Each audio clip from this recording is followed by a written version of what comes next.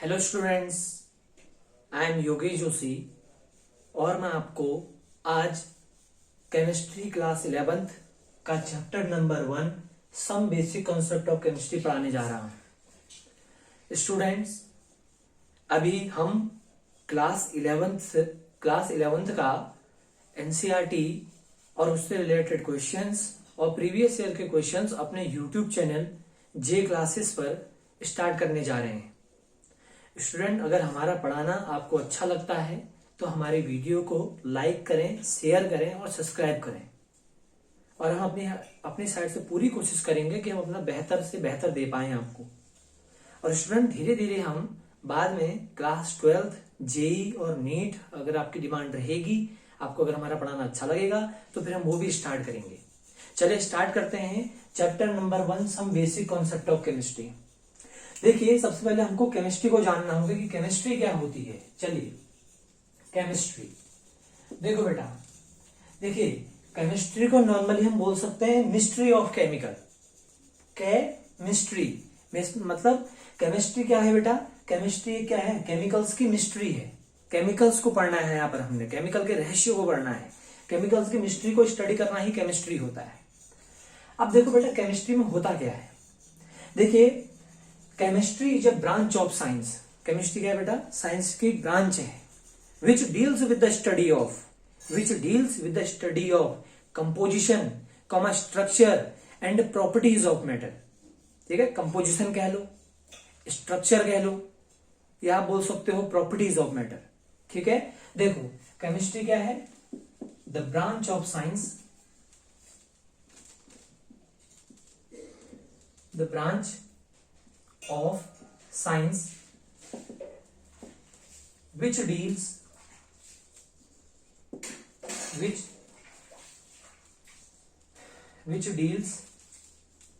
with the study of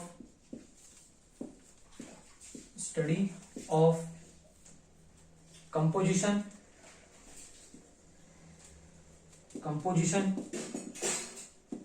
structure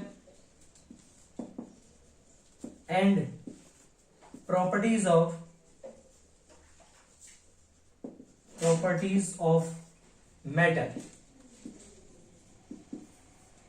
ठीक है बेटा, देखिए क्या है केमिस्ट्री? क्या है बेटा?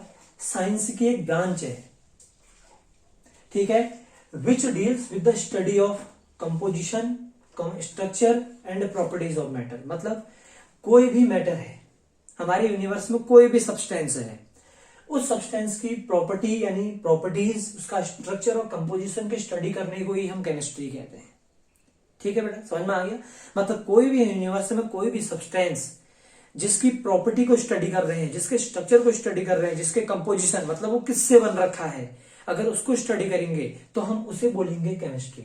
और वैसे ध्यान रखें, केमिस्ट्री को नॉर्मली हम बोलते हैं मिस्ट्री ऑफ केमिकल्स। मतलब केमिकल्स की स्टडी करी जाती है इसमें, ठीक है ना। मैटर की स्टडी करी जाती है, मैटर का कंपोजिशन, स्ट्रक्चर और प्रॉपर्टीज की स्टडी की जाती है। अब बेटा देखिए क्या चीज है, अब हम इसमें पढ़ेंगे मैटर क्या होता है। देखिए मैटर पढ़ेंगे, हमने स्टडी तो केमिस्ट्री पढ़ लिया, अब हम मैटर स्टार्ट करने जा रहे हैं। देखो बेटा, सबसे इंपॉर्टेंट टॉपिक हमारे पास मैटर है। देखिए ध्यान सुनिएगा, देखिए मैटर क्या होता है।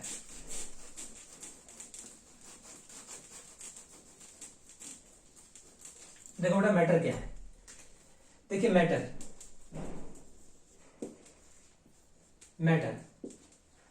देखो मैटर किसको कहते हैं आपने पहले ही पढ़ा होगा, मैं आपको समझा देता हूं। आपने 9th क्लास में पढ़ा होगा मैटर क्या होता है। देखो बेटा, यूनिवर्स में कोई भी सब्सटेंस जिसका अपना मास होता है, जिसका खुद का अपना मास होता है और जो स्पेस ऑक्यूपाई करता है, उसे मैटर कहते हैं। जैसे याद करिए, हमारी ह्यूमन बॉडी है, अगर हम अपने आप को देखें तो हमारा खुद का मास है, और हम कहीं पर स्पेस भी ऑक्यूपाई कर रहे हैं तो मैटर कहेंगे उसको। जैसे मार्कर है, ये मार्कर को, अगर ये मार्कर है, इसका अपना मास है, अगर इसको कहीं पर रख दें तो ये मार्कर स्पेस ऑक्यूपाई करेगा, तो इसको हम मैटर कहेंगे। तो बेटा मैटर की डेफिनेशन क्या होगी? डेफिनेशन ये होगी anything that has mass and occupy space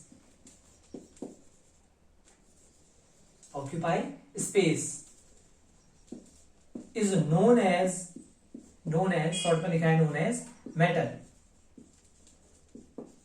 ठीक है बेटा, मतलब हमारे चारों ओर कोई भी ऐसी चीज जिसका अपना मास होता है और जो स्पेस ऑक्यूपाई करता है यानी वॉल्यूम यानी जगह घेरता है, उसको हम मैटर कहते हैं।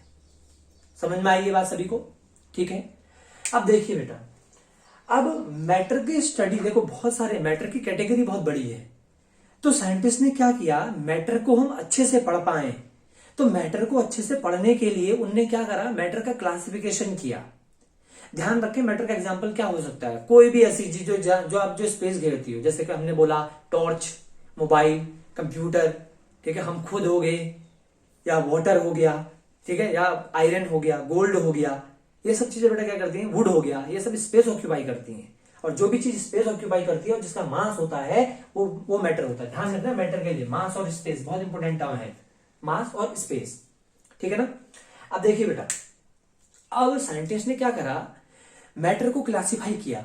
क्यों, क्या जरूरत पड़ी मैटर के क्लासिफिकेशन की? ये जरूरत इसलिए पड़ी क्योंकि मैटर बहुत ज्यादा है, तो मैटर का ब्रॉड है, बहुत बड़ा है मैटर, ठीक है ना। तो उसको पढ़ने के लिए, उसकी स्टडी को बेहतर करने के लिए, इजी करने के लिए साइंटिस्ट ने मैटर का क्लासिफिकेशन किया। चलिए अब पढ़ते हैं क्लासिफिकेशन ऑफ मैटर। देखिए मैटर समझ में आ गया होगा, अब देखिएगा क्लासिफिकेशन ऑफ मैटर। देखो बेटा, क्लासिफिकेशन ऑफ मैटर क्या होगा, ध्यान सुनिएगा। देखो बेटा,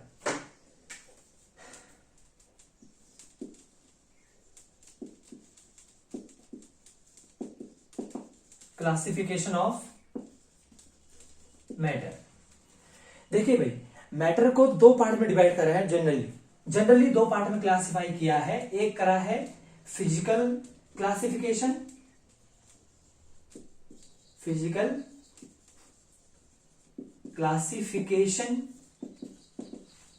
और बेटा दूसरा किया गया है केमिकल क्लासिफिकेशन।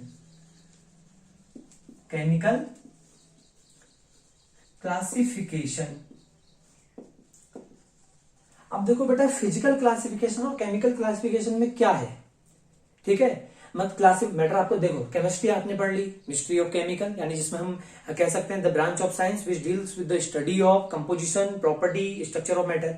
फिर मैटर हमने पढ़ा, मैटर क्या होता है बेटा, जिसका मास होता है, स्पेस ऑक्यूपाई करता है, मैटर है। अब मैटर को और अच्छे से पढ़ने के लिए क्लासिफिकेशन ऑफ मैटर किया गया, फिजिकल क्लासिफिकेशन और chemical classification.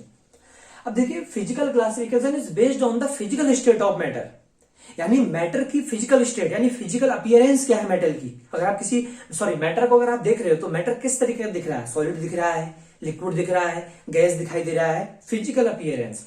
The classification is based on the physical appearance या physical state of matter which is known as a physical classification. अब देखिए, जनरली हमारे पास फिजिकल क्लासिफिकेशन जो होता है ये मैटर की स्टेट पर बेस्ड होता है, और आपने पढ़ा होगा कि मैटर की 3 स्टेट होती हैं, ठीक है ना। जनरली मैटर है 3 स्टेट, मैटर है 3 स्टेट, मैटर की 3 स्टेट होती हैं, ठीक है। यानी सॉलिड, दूसरा बेटा क्या होता है, लिक्विड, और एक बेटा क्या होता है, गैस।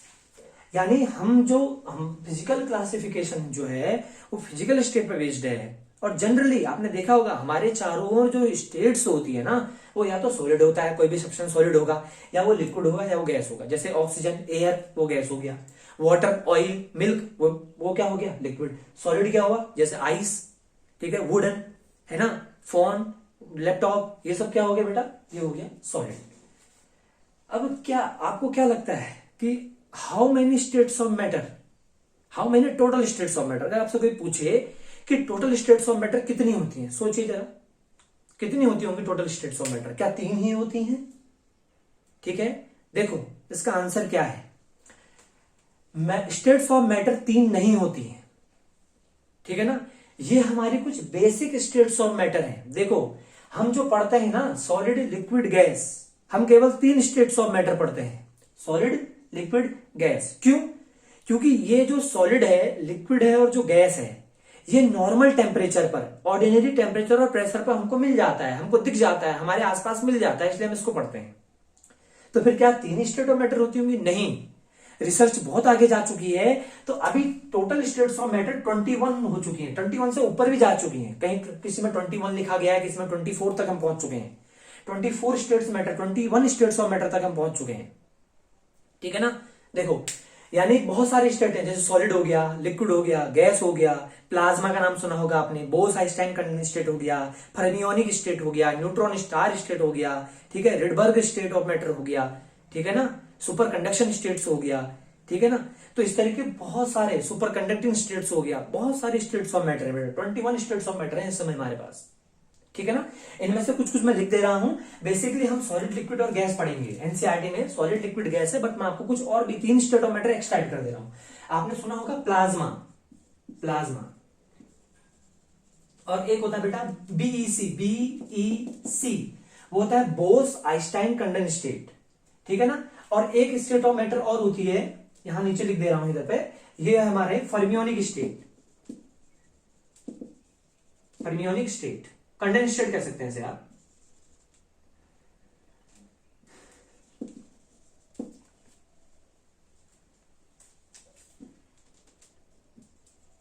ठीक है, ठीक है। देखो, देखिए भाई क्या है, solid, liquid, gas, plasma, Bose Einstein condensed state और फर्मियोनिक कंडेंस्ड स्टेट, ठीक है ना। यानी सॉलिड, लिक्विड, गैस तो हम बेसिकली पढ़ते हैं। ये सॉलिड जो है, लिक्विड और गैस जो है, ये रूम टेम्परेचर पर आपको आसानी से, यानी किसी भी ऑर्डिनरी टेम्परेचर प्रेशर में मिल जाएगा। लेकिन plasma, Bose Einstein condensed state, fermionic state condensed state हो गया, रिडबर्ग स्टेट हो गया, न्यूट्रॉन स्टार स्टेट हो गया, ये सब बेटा मेटास्टेबल स्टेट होती हैं, ठीक है ना। ये नॉर्मली स्टेबल नहीं होती है। अगर आपसे कोई पूछे कि हमारे पास कितनी स्टेबल स्टेट्स होती हैं, तो जनरली आप बोलेंगे 3, सॉलिड, लिक्विड, गैस। हाँ, 5 तक भी कह सकते हो आप। प्लाज्मा और बोस आइंस्टाइन कंडेंस्ड स्टेट भी आपको दिखने को मिल जाएगी कहीं कहीं, लेकिन ये ध्यान रखना कि इसके बाद की जो स्टेट्स ऑफ मैटर होती है ना बेटा, वो सब मेटास्टेबल होती है, वो नॉर्मली स्टेबल नहीं होती है। वैसे नॉर्मली सॉलिड, लिक्विड, गैस ही स्टेबल होती है, बट आप प्लाज्मा और बीईसी भी कह सकते हो, बोस आइंस्टाइन कंडेंस्ड स्टेट भी कह सकते हो। लेकिन ये याद रखना कि बाकी सारे स्टेट मेटास्टेबल होती हैं, केवल 3 को छोड़ के, सॉलिड, लिक्विड, गैस, ये रूम टेम्परेचर पर मिल जाती है। ऑर्डिनरी टेम्परेचर प्रेशर पर जो स्टेट मिलती है वो सॉलिड, लिक्विड, गैस होती है, बाकी नहीं मिलती, ठीक है ना। चलिए, तो फिजिकल स्टेट हो गया, फिजिकल क्लासिफिकेशन हो गया। अब देखो बेटा केमिकल क्लासिफिकेशन। देखो ये है कि आप कहेंगे इसमें इतना डिस्कस क्यों किया गया, क्योंकि देखो बच्चा केवल यहीं तक पढ़ता है, सॉलिड, लिक्विड, गैस, इससे आगे पढ़ने की कभी कोशिश नहीं करी, ठीक है ना। इसलिए ध्यान रखना, मैंने पहले कहा है तभी तक 21 टोटल स्टेट्स ऑफ मैटर है, ये ध्यान रखें आप। अब देखो बेटा केमिकल क्लासिफिकेशन। अब देखो केमिकल क्लासिफिकेशन को 2 पार्ट में डिवाइड किया गया है। एक तो pure substance, pure substance, pure substance, और एक होता है बेटा मिक्सचर,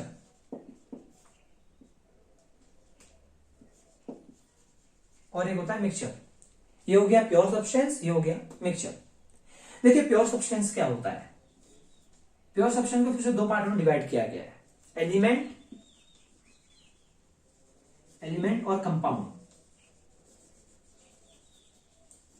ध्यान रखना, एलिमेंट और कंपाउंड जो है वो प्योर सब्सटेंस है। प्योर सब्सटेंस में एलिमेंट और कंपाउंड आ गए। कंपाउंड की 2 कैटेगरी है बेटा, एक होता है ऑर्गेनिक कंपाउंड, ऑर्गेनिक कंपाउंड, और दूसरा होता है बेटा इनऑर्गेनिक कंपाउंड, इनऑर्गेनिक कंपाउंड। एक देखो ऑर्गेनिक कंपाउंड, एक हो गया इनऑर्गेनिक कंपाउंड। एलिमेंट तो बेटा आप जानते ही हो, एलिमेंट तो पहले से पढ़ते आ रहे हो, मेटल, नॉन मेटल और मेटालॉइड।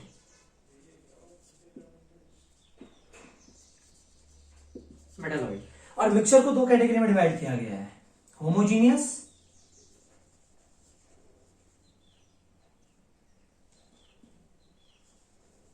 होमोजीनियस मिक्सचर, और दूसरा है बेटा heterogeneous mixture.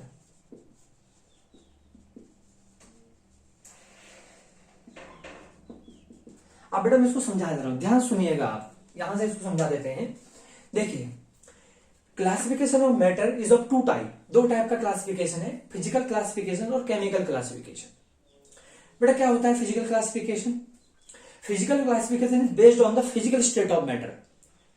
Generally 3 state of matter stable होती है, solid, liquid, gas, but plasma, Bose Einstein condensed state या फर्मियोनिक कंडेंस्ड स्टेट भी ले सकते हो। वैसे 21 स्टेट्स ऑफ मैटर होती है। अब केमिकल क्लासिफिकेशन पे किस पे बेस्ड है, फिजिकल तो फिजिकल स्टेट पे बेस्ड है, केमिकल क्लासिफिकेशन किस पे बेस्ड होगा, कंपोजिशन, यानी कोई भी मैटर जो है वो किस चीज से बना है। उसमें उसमें जो कंपोजिशन है उसकी प्रॉपर्टी क्या है, उसमें क्या प्रेजेंट है, उसका नेचर क्या है, उस पर बेस्ड है। तो इसके बेस पर दो टाइप का क्लासिफिकेशन है, प्योर सब्सटेंस और मिक्सचर। प्योर सब्सटेंस वो होते हैं जो केवल एक ही टाइप के मटेरियल से बने हुए होते हैं, ठीक है। Pure substance are those substances which are formed by only one type of matter या वन टाइप ऑफ सब्सटेंस, जो केवल एक ही टाइप के सब्सटेंस से बने होते हैं, जिनमें एक ही टाइप के पार्टिकल्स होते हैं, उनको प्योर सब्सटेंस कहते हैं। मिक्सचर क्या होता है, मिक्सचर मतलब इसको मिक्स कर दिया, मिक्स करना मतलब अलग अलग टाइप के हो सकते हैं, मतलब मिक्स करके अलग अलग चीजों को मिक्स कर सकते हैं। मिक्सचर दो टाइप का होता है, होमोजीनियस मिक्सचर और हेट्रोजीनियस मिक्सचर। आगे बात करेंगे पूरी डिटेल में। दूसरा प्योर सब्सटेंस, प्योर सब्सटेंस दो टाइप का होता है, एलिमेंट और कंपाउंड। ध्यान रखना, अगर आपसे कोई पूछे एलिमेंट और कंपाउंड क्या होते हैं, तो आप ध्यान रखना प्योर सब्सटेंस। और ये भी ध्यान रख लो, element and compound, element and compound are homogeneous. आगे बताऊंगा बेटा होमोजीनियस का मतलब क्या था, अब इस बात को ध्यान रख लो, फिर आगे बात करेंगे, ठीक है। प्योर सब्सटेंस में एलिमेंट और कंपाउंड होते हैं, और ध्यान रखना एलिमेंट और कंपाउंड दोनों होमोजीनियस नेचर के होते हैं, होमोजीनियस नेचर होगा इनका, ये ध्यान रख लें आप, ठीक है। आगे बात करेंगे होमोजीनियस नेचर क्या होता है। एलिमेंट जानते ही हो, एलिमेंट के अंदर मेटल आता है, नॉन मेटल आता है, मेटलॉइड आता है, और कंपाउंड के अंदर ऑर्गेनिक कंपाउंड और इनऑर्गेनिक कंपाउंड आता है, ठीक है। चलिए बेटा आगे पढ़ते हैं फिजिकल क्लासिफिकेशन।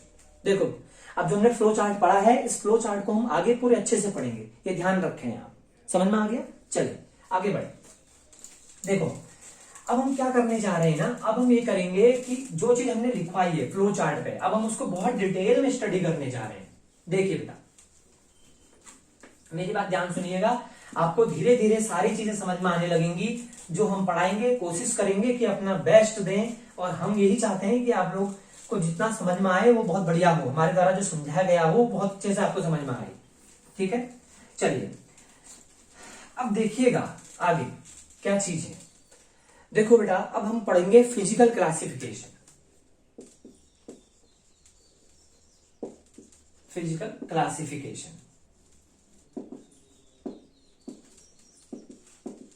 और फिजिकल क्लासिफिकेशन होता है based on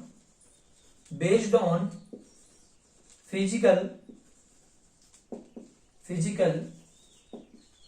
state of matter. बेटा जो फिजिकल क्लासिफिकेशन है ना, वो फिजिकल स्टेट ऑफ मैटर पे बेस्ड है, ठीक है। अब देखिए मतलब फिजिकल क्लासिफिकेशन जो है वो किस पर बेस्ड है, फिजिकल स्टेट ऑफ मैटर पर। अब देखो पहली फिजिकल स्टेट होती है सॉलिड। सॉलिड क्या है सॉलिड? बेटा सॉलिड्स आर दो substance which have a definite shape and definite volume. ध्यान रखना, शॉर्ट में आपको पता है, आप जानते हैं, मैं इसको जल्दी से बताऊंगा। देखो जिसका डेफिनाइट शेप होता है, डेफिनाइट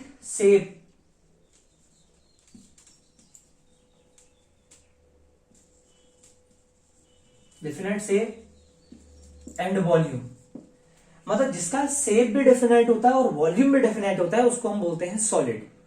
मतलब सॉलिड क्या चीज होगी बताओ, जिसका शेप फिक्स रहेगा और जिसका वॉल्यूम भी फिक्स रहेगा, उसको हम बोलते हैं सॉलिड। एग्जाम्पल क्या क्या हो सकते हैं सॉलिड के, जैसे हो सकता है आयरन, गोल्ड, ठीक है, सिल्वर, ठीक है, प्लेटिनम, ठीक है ना, और क्या हो सकता है वुड, स्टोन, ये सब बेटा क्या हो सकते हैं, सॉलिड हो सकते हैं। एक बात ध्यान रखना आप, ये बात ध्यान रखना, देखो सॉलिड की अगर प्रॉपर्टी की बात करो, नेचर की बात, देखो सॉलिड ना, सॉलिड क्या होते हैं बेटा, most of the solids are sorry most, हाँ ये है कि अभी ध्यान रखें जो सॉलिड है, ये रखो, ये ध्यान रखो कि ये जो सॉलिड है इनका शेप और वॉल्यूम तो डिफिनाइट होगा, और जो सॉलिड होंगे उनके एग्जाम्पल मैंने लिख दिए, ठीक है ना। और भी ले सकते हो आप, ऐसा नहीं कि यही है, आप कह रहे हो कि मेटल ही सॉलिड होती है, नहीं ऐसा नहीं है।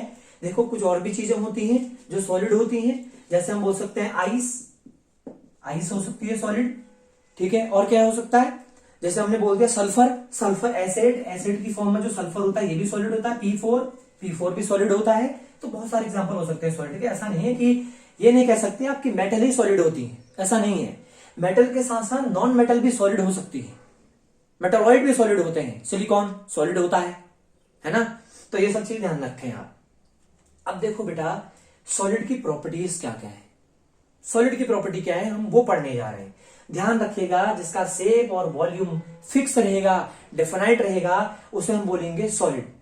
और इतनी बात ध्यान रहे कि सॉलिड के एग्जाम्पल आयरन हो सकता है, गोल्ड हो सकता है, सिल्वर हो सकता है, प्लेटिनम, आइस, एसिड, P4, ये सब। मतलब ये ध्यान रखें आप कि जो भी सब्सटेंस जो होगा, ठीक है बेटा, कोई भी सब्सटेंस, ठीक है, ऐसा नहीं, पीरियोडिक टेबल में आप जानते हो कि 118 एलिमेंट हैं हमारे पीरियोडिक टेबल में, 118 एलिमेंट हैं, उनमें से most of the element solid है हमारे। समझ में आ गया? मोस्ट ऑफ द एलिमेंट क्या है? सॉलिड है। ठीक है, अब ये देखिए कि सॉलिड की प्रॉपर्टीज क्या हो सकती है। सॉलिड की प्रॉपर्टीज देखो, सॉलिड समझ गए हैं, सॉलिड की प्रॉपर्टीज समझते हैं बेटा। आप देखिएगा ध्यान से आप,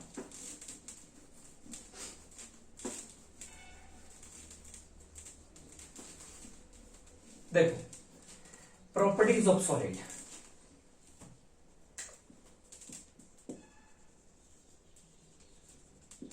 प्रॉपर्टीज ऑफ सॉलिड,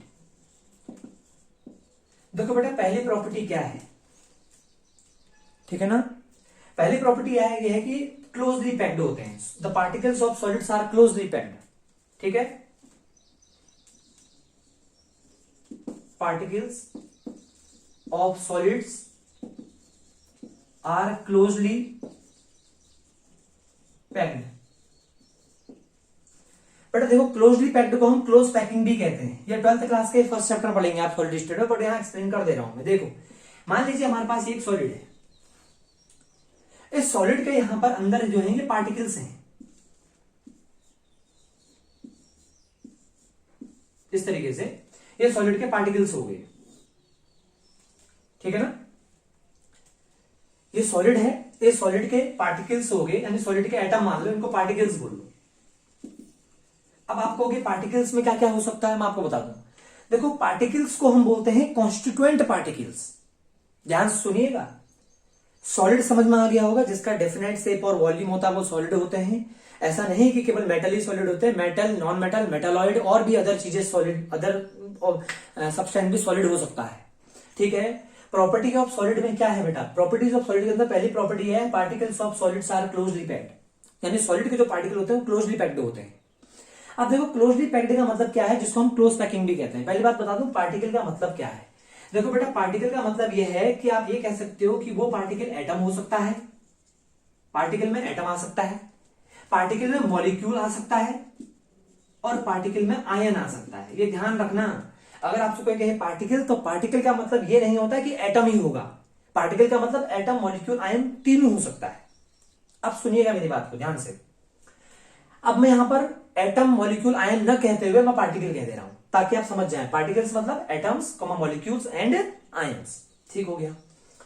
अब देखो क्या होता है ना, सॉलिड में देखो ये जो पार्टिकल है और ये जो पार्टिकल है, ये आपस में बहुत चिपके हुए होते हैं, और ये इतने चिपके हुए होते हैं कि इनके बीच का जो स्पेस होता है ना मिनिमम होता है। एक चीज ध्यान रखिएगा, एक चीज ध्यान रखना, जब भी कोई सॉलिड अगर फॉर्म होता है, नॉर्मली अगर कोई सॉलिड होता है तो लो टेम्परेचर पर सॉलिड होने के चांसेस ज्यादा रहते हैं, पहली बात। दूसरी बात ये, अगर हम मान लू कि एक पार्टिकल ये है, एक पार्टिकल ये है, एक पार्टिकल ये है और एक पार्टिकल ये है, और मैं कह रहा हूं देखो एक चीज ध्यान रखना, सॉलिड के जो पार्टिकल्स होते हैं ना वो क्लोजली पैक्ड होते हैं, मतलब वो बहुत आपस में चिपके हुए होते हैं, और सॉलिड के पार्टिकल आपस में इतने चिपके हुए होते हैं कि ये जो वॉल्यूम ऑक्यूपाई करते हैं वो मैक्सिमम होता है, और जो वॉल्यूम वैकेंट होता है वो मिनिमम होता है। ध्यान रखना, ठीक है। मान लीजिए एक क्लास है, उस क्लास में 50 स्टूडेंट के बैठने की कैपेसिटी है। अब मान लीजिए कि मैक्सिमम 50 स्टूडेंट अगर उसमें बैठे हैं तो उसने हाईएस्ट वॉल्यूम ऑक्यूपाई किया है और लोएस्ट उसका अनऑक्यूपाइड वॉल्यूम है। अगर मान लीजिए उस क्लास में केवल 20 स्टूडेंट बैठे हैं, 10 स्टूडेंट्स बैठे हैं, प्रेजेंट हैं, तो क्या होगा बताइए, उसमें केवल 10 स्टूडेंट बैठे हैं और बाकी पूरी सीट खाली है, मतलब उसमें ऑक्यूपाइड स्पेस मिनिमम है और अनऑक्यूपाइड स्पेस मैक्सिमम है। तो इतनी बात ध्यान रखना, सॉलिड के अंदर क्या होता है, पार्टिकल्स क्लोजली पैक्ड होते हैं। क्लोजली पैक्ड होने का मतलब पार्टिकल इतने चिपके हुए होते हैं कि पार्टिकल का जो ऑक्यूपाइड स्पेस होता है वो तो मैक्सिमम होता है और जो अनऑक्यूपाइड स्पेस होता है वो मिनिमम होता है। इसी को क्लोज पैकिंग कहते हैं। Is that clear? समझ में आ गया ना सभी को? अब देखिए बेटा, अब हम आगे बढ़ते हैं। पहली प्रॉपर्टी तो ये थी कि क्लोजली पैकिंग होती है, मतलब पार्टिकल बहुत चिपके चिपके होते हैं। ठीक है ना? क्यों चिपके चिपके होते हैं? क्योंकि फोर्स ऑफ अट्रैक्शन ज्यादा होता है। है ना। और क्या होता है, वॉल्यूम मैक्सिमम होता है और ऑक्यूपाइड वॉल्यूम मैक्सिमम होता है, एम्प्टी वॉल्यूम मिनिमम होता है, ये ध्यान रखना। चलिए आगे बढ़े। अब देखिए क्या है उसके बाद हम आगे बढ़ने वाले हैं। देखिए पहली प्रॉपर्टी तो ये है। अब सेकंड प्रॉपर्टी क्या है, देखिए इसकी सेकंड प्रॉपर्टी क्या है बेटा, ठीक है ना। सेकंड प्रॉपर्टी क्या है सॉलिड्स की, second property, they have high melting point and boiling point as compared to liquid and gas. मतलब अगर मैं मेरे से कोई सेकंड प्रॉपर्टी पूछे, मैं बोलूंगा, अगर कोई मुझसे पूछे सॉलिड लिक्विड गैस में किसका बॉइलिंग पॉइंट, मेल्टिंग और बॉइलिंग पॉइंट ज्यादा होता है, बेटा मेल्टिंग पॉइंट क्या होता है नॉर्मली, ठीक है ना। नॉर्मली मेल्टिंग पॉइंट किसको कह सकते हैं आप, जिस टेम्परेचर पर, ठीक है ना, एटमॉस्फेरिक टेम्परेचर की कंडीशन पर अगर कोई भी सब्सटेंस जिस टेम्परेचर मेल्ट होता है तो मेल्टिंग पॉइंट कहते हैं। और बॉइलिंग पॉइंट किसको बोलते हैं, वैसे तो डेफिनेशन स्टैंडर्ड है, मैं अभी नॉर्मल समझा रहा हूं, जो बॉईल होगा, जिस टेम्परेचर पे जो सब्सटेंस बॉईल होगा बॉइलिंग पॉइंट, और जिस टेम्परेचर मेल्ट होगा वो सब्सटेंस मेल्टिंग पॉइंट। लेकिन डेफिनेशन बॉइलिंग पॉइंट की स्टैंडर्ड क्या है, आप ये बोलेंगे when the vapour pressure of a liquid is equal to the atmospheric pressure, that temperature is known as a boiling point, वो बॉइलिंग पॉइंट होता है, ठीक है ना। ये ध्यान रखना, डेफिनेशन स्टैंडर्ड भी बता दी मैंने। और ध्यान रखना सॉलिड, लिक्विड और गैस में से सबसे ज्यादा मेल्टिंग पॉइंट किसका होता है, सॉलिड्स का होता है। क्यों होता होगा, क्योंकि मैंने बता दिया सॉलिड के पार्टिकल बहुत क्लोजली पैक्ड होते हैं, बहुत चिपके हुए होते हैं, और सॉलिड के पार्टिकल के चिपके हुए होने की वजह से इनके बीच में फोर्स ऑफ अट्रैक्शन ज्यादा होता है, जिस वजह से इनका बॉइलिंग और मेल्टिंग पॉइंट भी क्या होता है बेटा, ज्यादा होता है। और नेक्स्ट पॉइंट यह है कि सॉलिड जो होते हैं वो हार्ड होते हैं। एक प्रॉपर्टी ये भी है, third property, solids are hard. Third property जो है बेटा, सॉलिड हार्ड है, सॉलिड्स आर हार्ड, ठीक है। सॉलिड का जो नेचर होता है ना, हार्ड, कठोर होते हैं बहुत। और इतनी बात और ध्यान रखना, ठीक है, सॉलिड हार्ड है, और इतनी बात ध्यान रखो कि सॉलिड के जो पार्टिकल्स होते हैं ना वो वाइब्रेशन करते हैं अपनी मीन पोजीशन पर। क्यों, देखो मैंने पहले बताया है सॉलिड है, इस सॉलिड को हमने क्या करा, जूम करके स्टडी किया, यानी माइक्रोस्कोप से स्टडी किया, तो इस तरीके से दिखाई दिया हमको ये पार्टिकल्स। मैंने इस तरीके से बना दिया है, आप समझ जाइएगा क्या चीज है। पार्टिकल्स हैं, छोटे बड़े पार्टिकल मैंने बना दिए, बट देखो अब देखो पार्टिकल क्या है ना, क्लोजली पैक्ड हैं, देख सकते हैं आप, ये जो पार्टिकल्स हैं जो दिखाई दे रहे हैं बोर्ड पर आपको, ये क्लोजली पैक्ड हैं। क्लोजली पैक्ड होने की वजह से इनमें फोर्स ऑफ अट्रैक्शन ज्यादा होगा, जिस वजह से इनका मेल्टिंग बॉइलिंग पॉइंट हाई होगा। क्लोजली पैक्ड होने की वजह से इनकी डेंसिटी ज्यादा होगी, और यह क्लोजली पैक्ड होने की वजह से फोर्स ऑफ अट्रैक्शन ज्यादा होगा, तो ये हार्ड भी होंगे। समझ में आ गई ये बात, ठीक है। और ध्यान देना, अब सॉलिड के पार्टिकल के बीच में आप देख सकते हो, सॉलिड के जो पार्टिकल्स है ना, इनके बीच का जो स्पेस है ना बेटा, ये जो बीच का स्पेस खाली है, देख लो ये जो बीच का स्पेस है, ये जो स्पेस है बेटा, ये वैकेंट स्पेस है। और आप देख सकते हो कि ऑक्यूपाइड स्पेस तो मैक्सिमम है और वैकेंट स्पेस मिनिमम है। और वैकेंट स्पेस मिनिमम होने की वजह से सॉलिड के पार्टिकल्स कहीं मूवमेंट नहीं कर पाते, जिस वजह से सॉलिड के पार्टिकल अपनी मेन पोजीशन पर केवल वाइब्रेट करते हैं। समझ में आ गया सभी को, ठीक है। केवल सॉलिड के पार्टिकल क्या करते हैं बेटा, अपनी मेन पोजीशन पर वाइब्रेट करते हैं। इज दैट क्लियर, ठीक है। हमने सॉलिड पढ़ लिया।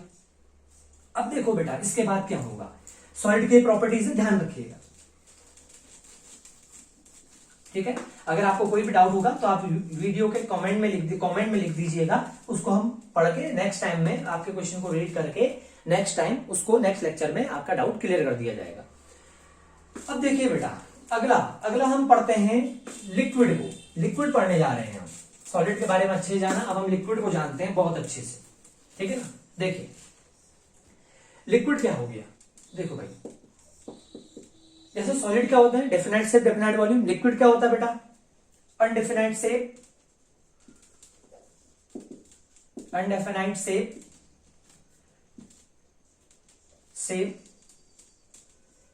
But definite volume, definite volume, ठीक है ना। यानी लिक्विड का भी कोई शेप नहीं होता। अगर आप देखो किसी लिक्विड को बाल्टी में रखो और उसको नीचे गिरा दो तो शेप नहीं रहेगा, चेंज हो जाएगा शेप, बट उसका वॉल्यूम फिक्स रहेगा, ठीक है ना। वॉल्यूम फिक्स रहेगा। यानी एक बार एक आपने मान लो 1 लीटर बॉटल को एक बॉटल में आपने स्टोर किया और 1 लीटर वाटर को आपने बकेट में स्टोर किया, तो वॉल्यूम दोनों जगह सेम रहेगा। यानी लिक्विड का शेप चेंज हो सकता है लेकिन वॉल्यूम कभी चेंज नहीं हो सकता, वो फिक्स रहेगा हमेशा। ठीक है ना। अब बताइए लिक्विड के क्या क्या एग्जांपल हो सकते हैं, बताइए। लिक्विड का एग्जांपल हो सकता है ऑयल, हो सकता है वाटर, और क्या हो सकता है मिल्क, और क्या हो सकता है अल्कोहल, है ना।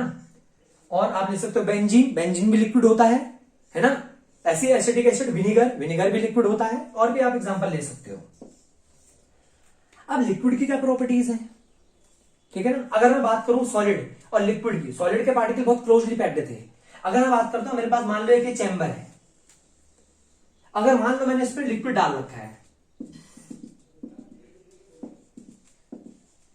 ये कोई लिक्विड है, तो जो लिक्विड के पार्टिकल्स होते हैं ना वो दूर दूर होते हैं। ये सॉलिड के पार्टिकल में ऐसा नहीं था। सॉलिड्स के पार्टिकल क्या थे, क्लोजली पैक्ड थे, बहुत चिपके थे। सॉलिड के पार्टिकल बहुत चिपके हुए थे, क्लोजली पैक्ड थे, जिस वजह से उनका मेल्टिंग बॉइलिंग पॉइंट हाई था, वो हार्ड थे, अपनी मीन पोजीशन पर वाइब्रेट कर रहे थे, फ्लो नहीं कर सकते। याद रखना, solids do not have a flowing tendency, solid की फ्लोइंग टेंडेंसी नहीं होती है। हाँ, मेल्ट करोगे तब हो सकता है, टेम्परेचर बढ़ाओगे तब वो फ्लो कर सकते हैं, लेकिन वैसे फ्लो नहीं कर सकते हो, ये ध्यान रखना। ठीक है ना। सॉलिड के समझ में आ गया। अब लिक्विड में देखो, लिक्विड के पार्टिकल बहुत दूर दूर हैं। पार्टिकल दूर दूर होने की वजह से इनके बीच में फोर्स ऑफ अट्रैक्शन कम होगा, और फोर्स ऑफ अट्रैक्शन कम होगा तो पहला पॉइंट तो यहां से प्रॉपर्टी देखो, लिक्विड की प्रॉपर्टी क्या है। पहली प्रॉपर्टी तो ये होगी कि लिक्विड के पार्टिकल्स के बीच में force of attraction as compare to solid कम होगा।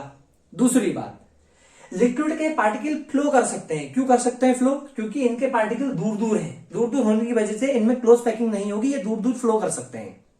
तीसरी बात, इनका मेल्टिंग पॉइंट और बॉइलिंग पॉइंट कम होगा एज कंपेयर टू सॉलिड। क्यों, क्योंकि सॉलिड के पार्टिकल चिपके हुए थे तो उनमें फोर्स ऑफ अट्रैक्शन ज्यादा था, इनके पार्टिकल दूर दूर है तो फोर्स ऑफ अट्रैक्शन कम होगा। सॉलिड हार्ड थे, ये हार्ड नहीं होंगे। समझ में आ गई बात, ठीक है। तो देखिए प्रॉपर्टीज लिख दे रहा हूं मैं, सॉलिड लिक्विड की प्रॉपर्टीज देखिए आप, प्रॉपर्टीज ऑफ लिक्विड देखिएगा, ठीक है। देखिए लिक्विड की प्रॉपर्टी क्या क्या हो सकती है। पहला, first property, they have less boiling point, they have less boiling point as compared to solid। ठीक है ना। दूसरी बात, ठीक है, दूसरा चीज क्या हो सकती है बताइए, they have a flowing tendency,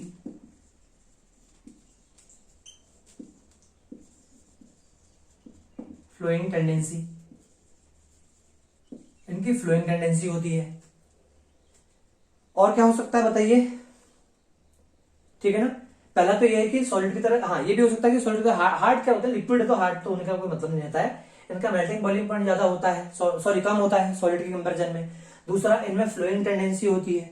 तीसरा ये है कि less force of attraction, having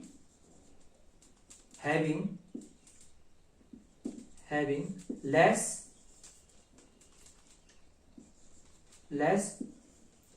उसको हम बोलते हैं हैविंग लेस इंटरमोलिकुलर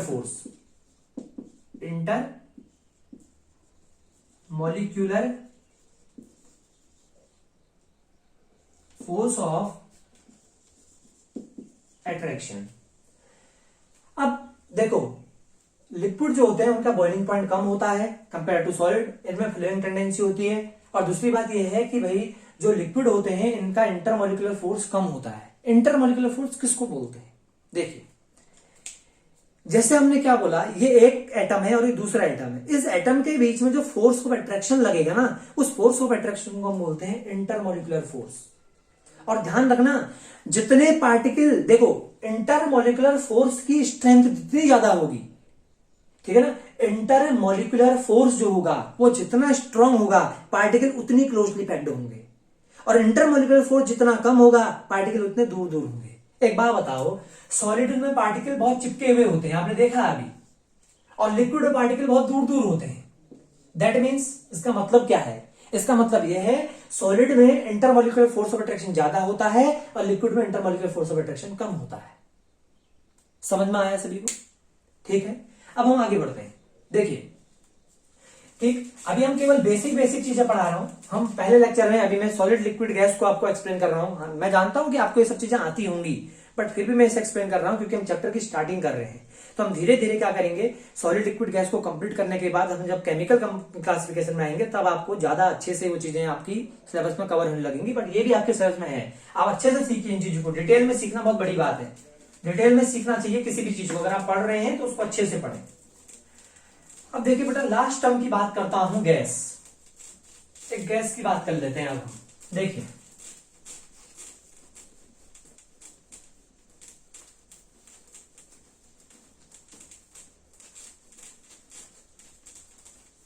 अब देखिए, अगर हम गैस की बात करें तो गैस का क्या होता है बेटा? अनडेफिनाइट, अनडेफिनाइट शेप एंड वॉल्यूम। मतलब जो गैस होती है ना, इन गैस का ना तो शेप फिक्स होता है ना इनका वॉल्यूम फिक्स होता है। क्या क्या एग्जांपल हो सकते हैं गैस के? इसके काफी एग्जांपल हैं। हाइड्रोजन, हाइड्रोजन, और क्या हो सकता है? Oxygen, nitrogen, carbon dioxide, etc.. देखिए बेटा, मैं इसको फॉर्मूले के फॉर्म में भी लिख सकता था, बट मैं आगे बताऊंगा कि हाइड्रोजन का मतलब H होगा या H2 होगा, ऑक्सीजन का मतलब O होगा या O2 होगा, तो इसलिए मैंने नहीं लिखा। उसको हम आगे बात करेंगे, आगे के लेक्चर में उसको कवर करेंगे। अब गैस में क्या होगा? देखिए, गैस को, अब देखिए एक चीज ध्यान रखना, गैस का ना तो डिफिनाइट शेप होता है और ना वॉल्यूम होता है, कोई फिक्स नहीं होता। हाँ, लेकिन ये है कि अगर आप किसी गैस को, जैसे गैस को अगर आप बलून में स्टोर कर देना तो वो एक स्पेस ऑक्यूपाई करेगा, वो एक वॉल्यूम ऑक्यूपाई करेगा। वैसे तो कोई डेफिनाइट शेप और डेफिनाइट वॉल्यूम नहीं होता है, लेकिन इतनी बात ध्यान रखना, जो गैस होती है उस गैस को अगर मैं किसी एक कंटेनर में डाल दूं या किसी बलून में उसको फिल कर दूं तो वो कुछ न कुछ वॉल्यूम ऑक्यूपाई कर लेगा, यानी एक वॉल्यूम, एक पर्टिकुलर वॉल्यूम ऑक्यूपाई कर लेगा। ठीक है, अब देखिए क्या क्या प्रॉपर्टीज हो सकती हैं गैस की। प्रॉपर्टीज ऑफ, हाँ, या एक चीज और सुन लीजिए पहले, गैस में क्या होता है? गैस को अगर मैं इस कंटेनर में रख दूं, अगर मैं इस कंटेनर के सॉलिड, मान लो इसको मैं सॉलिड मानता, तो सॉलिड में सारे पार्टिकल क्लोजली पैक्ड होते, चिपके हुए होते। लिक्विड मानता तो थोड़ी पार्टिकल यहां, एक इधर, एक इधर, एक इधर, एक इधर, ऐसे होता, थोड़ी दूर होते। अब ये गैस है, इस कंटेनर के अंदर गैस है, तो गैस के पार्टिकल बहुत ज्यादा दूर दूर होते हैं। ये गैस के पार्टिकल बहुत दूर दूर होते हैं। अब यहीं से प्रॉपर्टी निकल आएगी। पहली प्रॉपर्टी क्या हो जाएगी बताइए? Property of gas. First property क्या हो जाएगी? ठीक है, आप लिख सकते हैं दे हैव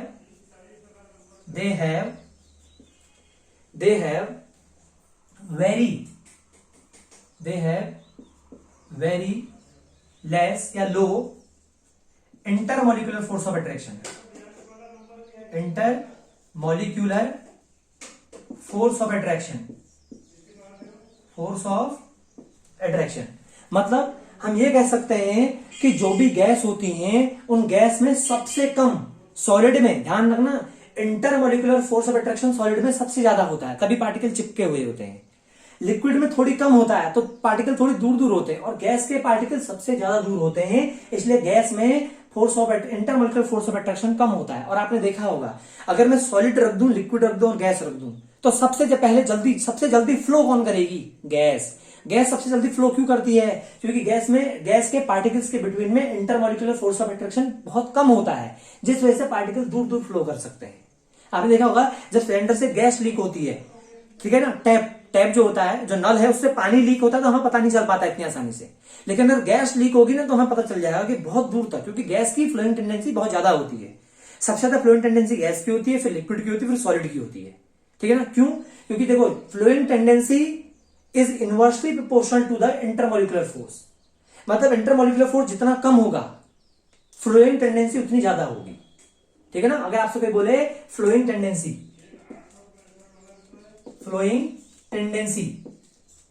अगर आप बोले फ्लोइंग टेंडेंसी, तो आप बोलेंगे flowing tendency of any substance is inversely proportional to intermolecular force. यानी इंटरमॉलिक्यूलर फोर्स कम होगा तो फ्लोइंग टेंडेंसी ज्यादा होगी। गैस में इंटरमोलिकुलर फोर्स ऑफ अट्रैक्शन कम होता है तो गैस की फ्लूइंग टेंडेंसी ज्यादा होती है। लिक्विड में इंटरमोलिकुलर फोर्स ज्यादा होता है, फ्लूइंग टेंडेंसी कम होती है। सॉलिड में सबसे ज्यादा इंटरमोलिकुलर फोर्स ऑफ अट्रैक्शन होता है, इसलिए फ्लूइंग टेंडेंसी वहां मिनिमम होती है। समझ में आ गया ना सभी को? ठीक है। दूसरी बात, दूसरी प्रॉपर्टी क्या हो सकती है बेटा, इसका वेरी लो, इसका सबसे कम बॉइलिंग पॉइंट मेल्टिंग पॉइंट कह सकते, सबसे कम होता है इसका मेल्टिंग पॉइंट बॉइलिंग पॉइंट। ये हार्ड नहीं होते क्योंकि गैस है तो पार्टिकल दूर दूर रहेंगे, ठीक है ना। ये सब इनकी प्रॉपर्टी है। और याद रखना गैस की सबसे इंपोर्टेंट प्रॉपर्टी यही है कि इनमें सबसे कम इंटरमोलिकुलर फोर्स होता है। और सेकंड प्रॉपर्टी ये भी कह सकते हैं, they have very high, they have very high flowing tendency, मतलब जो गैस होती है ना उनकी सबसे ज्यादा फ्लोइंग टेंडेंसी होती है। मतलब मैंने बता दिया ना, ये रिलेशन ध्यान रखना आप, सबसे इंपॉर्टेंट रिलेशन है ये, ठीक है ना। मतलब फ्लोइंग टेंडेंसी जो होती है वो इंटरमोलिकुलर फोर्स ऑफ अट्रैक्शन के इनवर्सली प्रोपोर्शनल होती है। देखो यहां पर इंटरमोलिकुलर फोर्स कम है तो फ्लोइंग टेंडेंसी ज्यादा है। देखो आगे बात समझ में, ठीक है। चलिए अब एक बात ध्यान सुनो, लास्ट चीज हम आपको बताते हैं इसमें क्या है। देखो बेटा एक चीज ध्यान रखना, ठीक है। देखो क्या होगा, कैसे हम सॉलिड लिक्विड गैस बना सकते हैं, कैसे हम सॉलिड लिक्विड गैस को फॉर्म कर सकते हैं। देखिए ये इंपॉर्टेंट चीज बताएंगे आपको। देखो भाई, देखिए ये सॉलिड है, सॉलिड। अगर मान लीजिए हम सॉलिड को हीट कर दें, सॉलिड को अगर हीट कर दिया जाए तो गैस लिक्विड बन जाएगा। अगर लिक्विड को हीट कर दिया जाए तो गैस बन जाएगा। और अगर गैस को हीट कर दे तो क्या बनेगा आपको पता है? अगर गैस को भी हाई टेम्परेचर में हीट कर दिया जाए, ठीक है, हाई हीटिंग, अगर गैस को बहुत ज्यादा टेम्परेचर में हीट कर दिया जाए तो एक नई स्टेट जनरेट होती है जिसका नाम होता है प्लाज्मा।